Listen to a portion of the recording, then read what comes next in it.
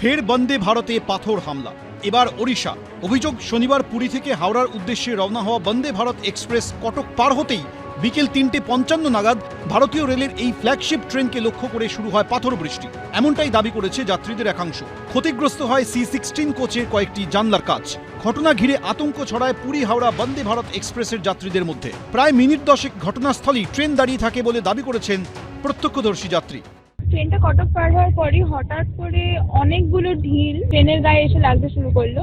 প্রচুর ঢিল লেগেছে, উইন্ডোটা পুরোটাই চুরমার হয়ে গেছে। তারপর ট্রেন কিছুক্ষণের জন্য দাঁড়িয়ে গেছে। এটা তো খুবই আতঙ্কিত একটা বিষয়। এর আগে বেশ কয়েকবার হামলার মুখে পড়েছে বন্দে ভারত এক্সপ্রেস। 2023 সালে যাত্রী পরিষেবা শুরুর পর 9 দিনে 4 বার পাথর ছোড়া হয় বন্দে ভারতে, যা ঘিরে রীতিমতো শুরু হয় চর্চা। 2023-এর 2রা জানুয়ারি যাত্রা শুরুর দ্বিতীয় দিনে মালদার কুমারগঞ্জ স্টেশনের কাছে আক্রান্ত হয় হাওড়াগামী ডাউন বন্দে ভারত এক্সপ্রেস। পাথরের আঘাতে কাঁচ ভেঙে যায় ভারতের অন্যতম প্রিমিয়াম এই ট্রেনের দরজার। আঘাত লাগে জানলাতেও। এর ঠিক পরদিনই ফের নিউ জলপাইগুড়িগামী বন্দে ভারতে ছোড়া হয় পাথর। বিহারের ধুলাবাড়ি ও মানগুরজান স্টেশনের মাঝে ঘটে ওই হামলা।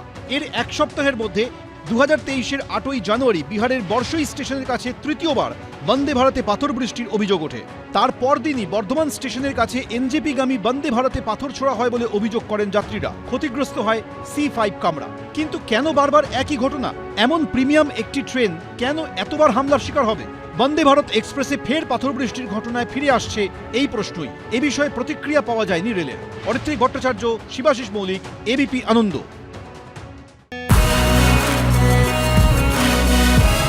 চাইনিজ হোক বা মোগলাই, ভাজাভুজি থেকে নানা স্বাদের মিষ্টি।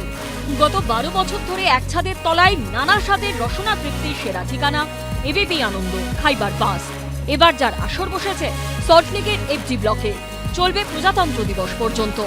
জিভে জলানা রকমারি খাবারের স্বাদ উপভোগ করতে কলকাতা ও সংলগ্ন এলাকার পাশাপাশি এসেছেন মুম্বাইয়ের প্রবাসী বাঙালি দম্পতি। কুলফি, মিষ্টি এগুলো ট্রাই হয়েছে, এখনো বিরিয়ানি, কাবাবস এসব রয়েছে।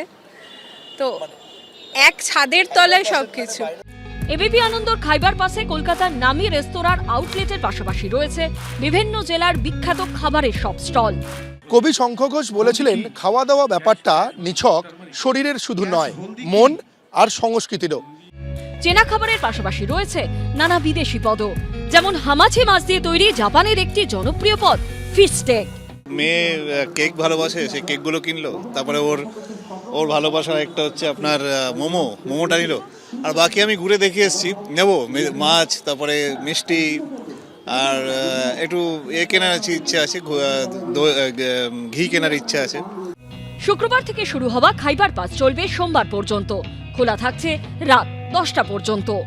সৌমিত্র রায়ের রিপোর্ট, ABP আনন্দ, কলকাতা। ABP আনন্দ, এগিয়ে থাকে, এগিয়ে রাখে।